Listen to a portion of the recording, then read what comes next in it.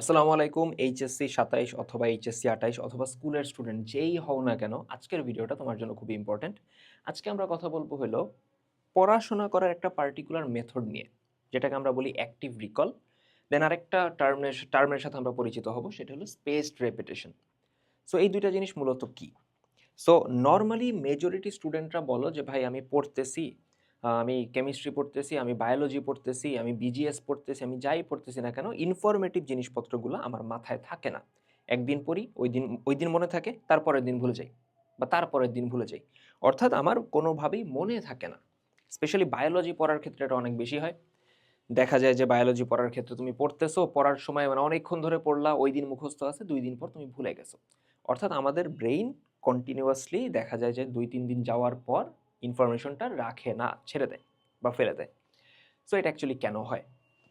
আজকে আমরা ওটা নিয়েও কথা বলবো। নরমালি তোমরা যে পড়াশোনা করো ওইটার মধ্যে কোন জায়গাটায় ভুল আছে ওটা নিয়েও কথা বলবো। সো আমি সোহানুর রহমান, কথাবার্তা না বাড়ায় শুরু করি। তো আমরা ফার্স্টে কথা বলবো হলো অ্যাক্টিভ রিকল নিয়ে। দেখো, অ্যাক্টিভ রিকল তোমাদের নরমাল পড়ায় ভুলটা কোন জায়গায় আমি ওইটা আগে ধরাই। ঠিক আছে?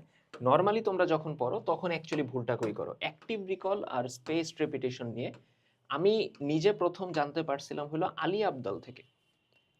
তুমি যদি ইউটিউবে সার্চ দাও যে আলী আবদাল, দেন আলী আবদালের চ্যানেলটা চলে আসবে। সো আমি নিজে যখন অ্যাডমিশনে ছিলাম, অ্যাডমিশনের প্রায় লাস্টের দিকে যেয়ে আমি ডিসকভার করছিলাম যে অ্যাক্টিভ রিকল আর স্পেস রেপিটেশন বলে ২ টা জিনিস হয়। সো ততদিনে অনেকক্ষণ দেরি হয়ে গেছিল আরকি। বাট যাই হোক। সো আমি পরবর্তী সব ব্যাচে এই জিনিসটা বলি। সো অ্যান্ড আমি এটা কাজে লাগাইছি, আমি এটা এপ্লাই করছি। এপ্লাই করার পর রেজাল্টও পাইছি। ওইজন্যই আমি বলতেছি যে এটা অ্যাকচুয়ালি ট্রু। সো নরমালি তোমরা কি করো? তোমরা ধরো আজকে বায়োলজি বা ইনফরমেটিভ কোনো জিনিসপত্র পড়তে বসছো। এটা ম্যাথের ক্ষেত্রে হয় না। ম্যাথ তো তুমি যেহেতু করতেছো তোমার ওটা মনে থাকে। বাট দেখা যায় যে তুমি বিজিএস, বায়োলজি কিছু একটা পড়তেছো। এখন বসলা পড়তে। তুমি ওইদিন কি করো? ধরো তুমি বায়োলজির ব্লাড বা রক্ত পড়তেছো।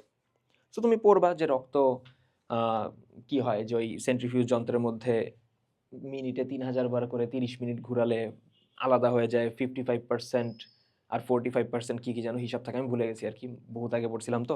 সো এই জিনিসপত্র তুমি ধরো ঐদিন পড়লা। ঐদিন ধরো ১ ঘন্টার মতো তুমি এই জিনিসপত্রগুলা পড়লা। আচ্ছা। ঐদিন কি তোমার কোনো ভুল হইছে? না।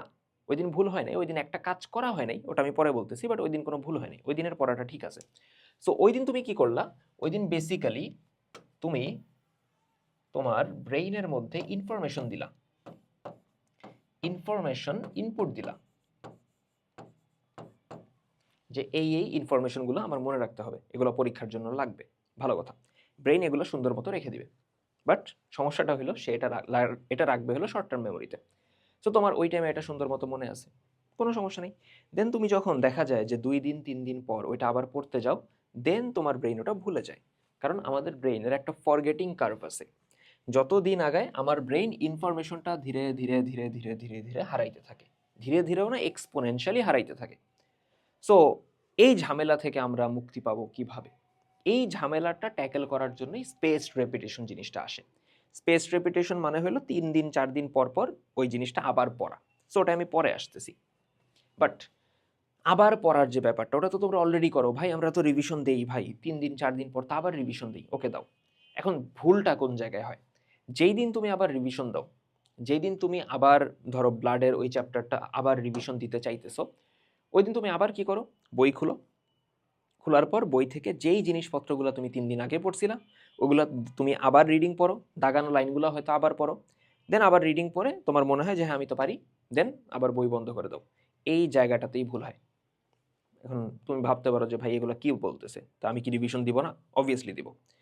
ঝামেলাটা হইলো তুমি ১ম দিনও ব্রেইনে ইনপুট দিছো, 2nd দিনও ব্রেইনে আবার ইনপুট দিতেছো, রিভিশনের দিন আবার ইনপুট দিতেছো। ঝামেলাটা এইখানেই হয়। সো অ্যাকচুয়ালি তোমরা কোন প্রসেসে আগাবা আমি ওইটা বলে দিই। ১ম দিন যখন পড়তেছিলা না তখন একটা কাজ করো নাই। ওই এক্সট্রা একটা কাজ করা লাগবে। কাজটা হলো তুমি যখনই এরকম ইনফরমেটিভ জিনিস পড়বা তুমি নিজের কাছে একটা নোটপ্যাড বা খাতা রাখবা। ওই খাতার মধ্যে তুমি কোয়েশ্চেন লিখতে থাকবা। যে রক্তের কত পার্সেন্ট রক্তরস, কত পার্সেন্ট রক্তকণিকা, কয় ধরনের কণিকা আছে, তাদের নাম কি? ইনফরমেটিভ জিনিসপত্রগুলোর কোয়েশ্চেন বানাইতে তুমি পড়বা। তুমি পড়তেছো, এট দ্য সেম টাইম তুমি কোয়েশ্চেন লিখতেছো, তুমি কোয়েশ্চেন বানাইতেছো। এই কোয়েশ্চেনগুলো কি ওই দিন কাজে লাগবে? জীবনেও না। তুমি যেই দিন প্রথম দিন পড়তেছো ওই দিন কোয়েশ্চেনগুলো জাস্ট রেডি হবে, ওই দিন কাজে লাগবে না। ওই দিন তো তুমি পড়ছো, পড়ার সাথে সাথে কোয়েশ্চেন রেডি করছো, তুমি যদ্দূর অংশ পড়লা ওইটুক অংশের ধরো তোমার 20টা কোয়েশ্চেন রেডি হয়েছে, ধরে নাও 20টা কোয়েশ্চেন। এখন কোয়েশ্চেন তুমি শর্ট টাইপেরও বানাইতে পারো, লং টাইপেরও বানাইতে পারো। আমি কোয়েশ্চেন বানাইতাম হৃৎপিণ্ডের গঠন ব্যাখ্যা করো একটা কোয়েশ্চেন, এটা বহুত বড় কোয়েশ্চেন হয়ে যেত। আবার কিছু শর্ট কোয়েশ্চেন থাকতো, এরকম মিলায় টিলায় বানাইতাম। সো ভালো কথা।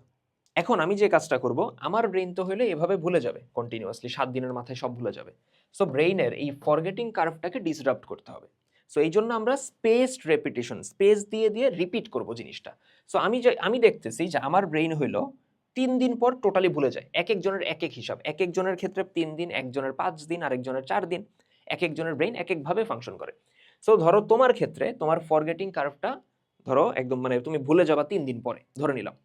সো তুমি যে কাজটা করবা যে হ্যাঁ চতুর্থ দিনে যায় তুমি ভুলে যাইতেছো, তুমি এটা জানো যে 3 দিন পর আমার মাথায় আর থাকবে না। সো যেদিন পড়ছো চতুর্থ দিনে যাওয়ার আগেই, তার আগের দিন মানে থার্ড দিনে তুমি আবার পড়বা, তুমি ওই জিনিসটা আবার পড়বা। কিভাবে পড়বা? ওইখানে অ্যাক্টিভ রিকল কাজে লাগবে। তাহলে বুঝতে পারছো যে দুইটা সিঙ্ক কিভাবে করতেছি আমরা। অ্যাক্টিভ রিকল আসতেছি আমি। সো 3 দিন পরে তুমি ওটা আবার পড়বা। পড়লে সুবিধা হবে কি, যে তোমার ব্রেইন এখন প্রথম দিন ইনফরমেশন এখানে রাখছিল, ভুলতেছে ভুলতেছে ভুলতেছে, 3 নাম্বার দিন আবার পড়লা, আবার ইনফরমেশন এখানে, আবার ভুলবে। বাট এইবার ভুলার রেটটা একটু কমে যাবে। আগের বার তুমি 3 দিনে ভুলে যাইতা, এবার তুমি 5 দিনে ভুলবা, তারপরে তুমি 7 দিনে ভুলবা, তারপরে 9 দিন। আমি প্যাটার্ন ফলো করতাম, একটা জিনিস পড়ার 3 দিন পর আবার পড়বো, 5 দিন পর আবার পড়বো, 7 দিন পর আবার পড়বো, 9 দিন পর আবার পড়বো। এই 4 বার করতে পারলে ওই জিনিসটা আমার ব্রেইনে একদম সুন্দর মতো গেঁথে যেত। 4 বার লাগতো না, 3, 5, 7 করতে পারলেই হয়ে যেত। অর্থাৎ আমি আজকে পড়ছি, আজকে প্রথম দিন, ডে 0, তারপর 1, 2, 3 নাম্বার দিন আমি আবার পড়তাম, 4, 5, 6, 7 নাম্বার দিন আমি আবার পড়তাম, 8, 9, 10, 11, 12, 13 নাম্বার দিন আমি আবার পড়তাম। এখন তোমার হিসাব, তুমি কিভাবে আগাইতে চাও। তুমি 3 নাম্বার দিনের পর 5 দিন গ্যাপ নিয়েও পড়তে পারো, দেন আবার 7 দিন গ্যাপ নিয়ে আবার পড়তে পারো, তোমার ইচ্ছা। সো এতে করে হবে কি, তুমি এই ফরগেটিং কার্ভটারে বারবার ডিস্টার্ব করতেছো। সো সে তখন যেই কাজটা করবে, সেই ইনফরমেশন ভুলবে, বাট ভুলার রেটটা কমে যাবে, আস্তে আস্তে ভুলবে। আচ্ছা, এখন আমি তো তোমারে বললাম 3 দিন পর তুমি আবার রিভাইজ দিবা। এই জায়গাটাতেই ঝামেলা, রিভাইজটা দিব কিভাবে। দেখো, ওই যে প্রথম দিন পড়ছিলা না, তোমাদের ভুল কই হয়, তোমরা রিভিশন দেওয়ার পর আবার পড়তে যাও। রিভিশন যেদিন দিতে বসছো ওই দিন তুমি আবার বই পড়তেছো, ভুল এখানে। তুমি রিভিশন যেদিন দেওয়ার চিন্তা করতেছো ওই দিন, বুঝছো, ওই দিন তুমি ওই যে কোয়েশ্চেন বানাইছিলা না, ওই কোয়েশ্চেনের পেজটা আবার নিবা। এইবার এইখানেই খেলাটা চেঞ্জ হবে, এইখানেই তোমার সাথে বাকি স্টুডেন্টের ডিফারেন্স হবে। বাকিরা 3 নাম্বার দিনে রিভিশন দিতে গেলে আবার বই খুলবে, আবার পড়বে। তুমি 3 নাম্বার দিন বই খুলবা না, রিভিশন দেওয়ার সময় বই খুলবা না, তুমি ওই পেজটা নিবা যেই পেজে তুমি কোয়েশ্চেন লিখছিলা। এখন তুমি কোয়েশ্চেন অ্যান্সার করার ট্রাই করো। ট্রাস্ট মি, 20টার মধ্যে তুমি 19টাই পারবা না, ভাগ্যক্রমে একটা পেরে যেতে পারো, ইটস ওকে, প্যারা নেই। কিন্তু ওই 20টা কোয়েশ্চেনের অ্যান্সার দিতে যায় বা মনে করতে যায় তোমার ব্রেইনে এমন প্রেশারটা পড়বে, তুমি তখন আমার গালি দিবা যে সোহান ভাই এটা কি করতে বলছে, আমার তো ব্রেন ফেটে যেতেছে। ট্রু, এটা হবে। আমরা যে কাজটা করতেছি, আমরা রিভিশনের সময় ব্রেইন থেকে ইনফরমেশন রিট্রিভ করার ট্রাই করতেছি। এই জন্যই বলতেছি অ্যাক্টিভ রিকল করার ট্রাই করতেছি। সো আমার ব্রেইনের থেকে আমি ইনফরমেশন এখন টান দিতেছি। আমি 20টার মধ্যে একটা পারলাম, 19টা পারলাম না, 20টাই পারলাম না, সমস্যা নেই, বাট আমি যে ব্রেইনের প্রেশারটা দিছি না, এইটা দরকার। ভালো কথা, পারো নেই, মার্ক করে রাখছো কোনগুলো পারো নেই।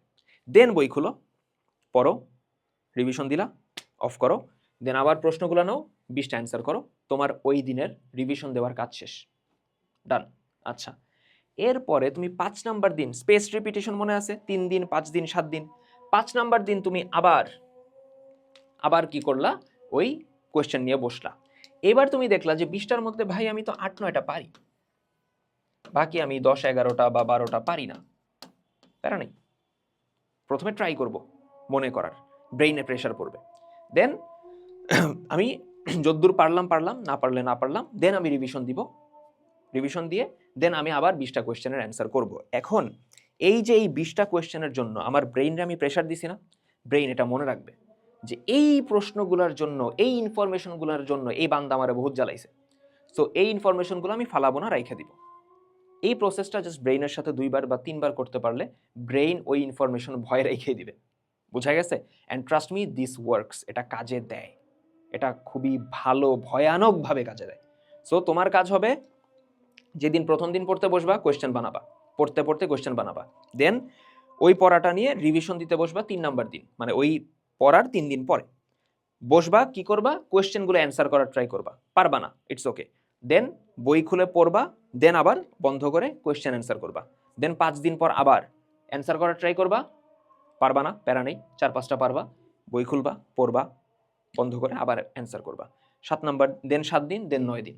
এই 9 দিন ক্রস করার পর দেখা যাবে ওই ইনফরমেশন তোমার মাথায় সুন্দর মতো থেকে যাবেই যাবে, মাস্ট।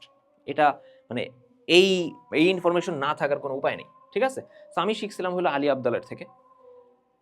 ওর ওই ভিডিওগুলো এখানে থাকারও কথা, বহুত পুরান ভিডিও। এবার না মেনলি ডাক্তার, বুঝছো? তো যাই হোক, এই ছিল আমাদের কথাবার্তা। আর আমাদের একাডেমিক অ্যাডমিশন তো রানিং আছে, ঠিক আছে? 28-এর যারা আসো, সো দেরি না করে জলদি ভর্তি হয়ে পড়াশোনা শুরু করে দাও। অ্যান্ড যাদের মেডিকেল টার্গেট, শুরু থেকেই এই মেথড ফলো করে পড়ো, দেখবা যে খুবই হেল্প পাইতেছো। ইন দি এন্ড মেডিকেল টিকার পর ভাইরে অ্যাটলিস্ট একটা থ্যাংক ইউ তুমিই দিবা, যে আচ্ছা ভাইয়া বলছিল। সো আমি সোহানুর রহমান, নেক্সট ভিডিও রাখ পর্যন্ত পড়াশোনা করতে থাকি। আল্লাহ হাফেজ।